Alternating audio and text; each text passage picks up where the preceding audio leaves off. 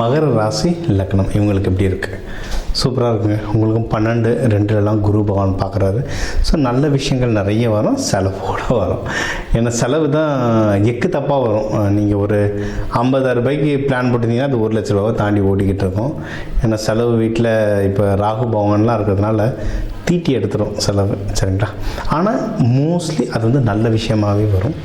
அதனால் அதுக்கேற்ற மாதிரி பிளான் பண்ணிட்டீங்கன்னா வாழ்க்கை சூப்பராக இருக்கும்.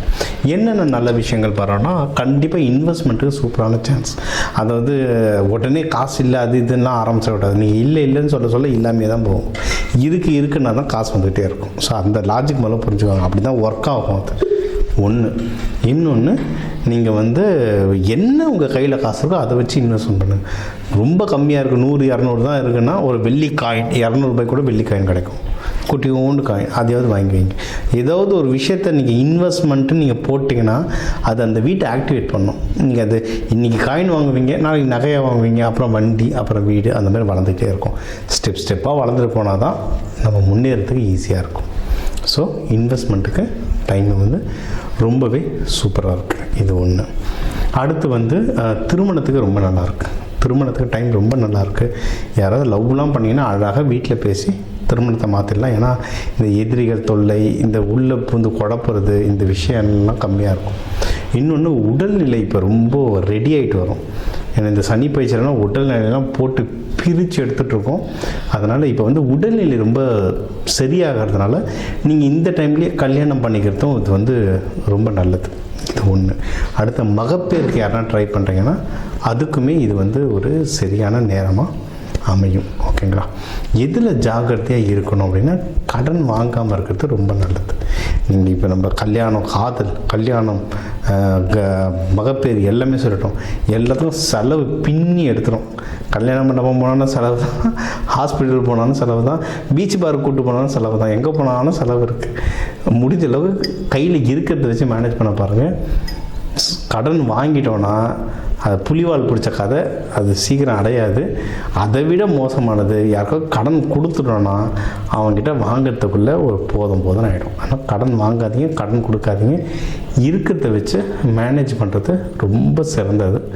அதுவும் முக்கியமாக உங்களோட சீனியர்ஸ்கிட்ட ரொம்ப ஜாக்கிரதையாக இருங்க. ஆஃபீஸில் பேசும்போது சீனியர் மேனேஜர்ஸ் இவங்ககிட்டலாம் பேசும்போது ரொம்ப ஜாக்கிரதையாக பேசுங்க. அது வந்து லைஃப்பை ஸ்மூத்தாக கொண்டு போகும். வீட்டில் இருக்க பெரியவங்ககிட்ட ரொம்ப ஜாக்கிரதையாக பார்த்து பேசுங்க. நம்ம டக்குன்னு டென்ஷனாக இருக்கும்போது ஏதாவது வார்த்தை விட்டுருவோம். அதனால் அது இல்லாமல் இருக்கிறது ரொம்பவே நல்லது. இது ஒன்று. அடுத்து வந்து குடும்பத்தோடு எதனா வெளியூர்கள் போயிட்டு வர்றது ஒன்றும் சிறப்பு.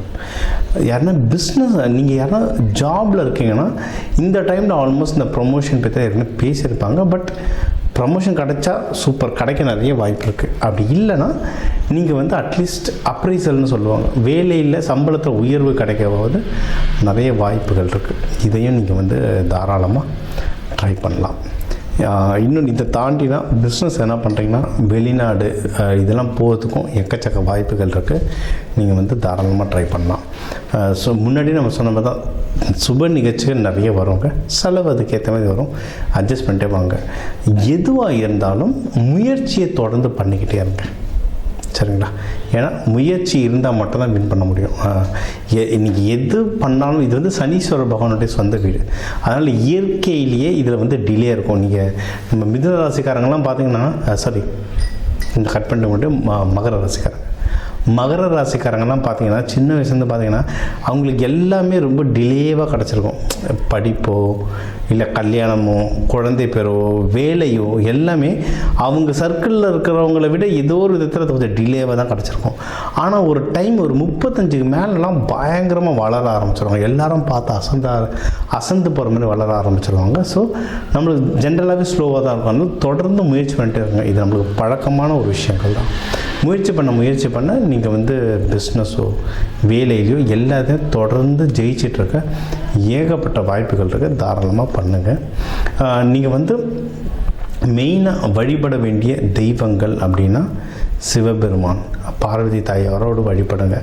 ஒன்று இந்த சித்திரை திருவிழாவுக்கு மீனாட்சி அம்மன், சுந்தரேஸ்வரர்லாம் வழிபட்டிங்கன்னா ஒன்றும் வாழ்க்கையில் வந்து ரொம்ப நல்லா இருப்பீங்க.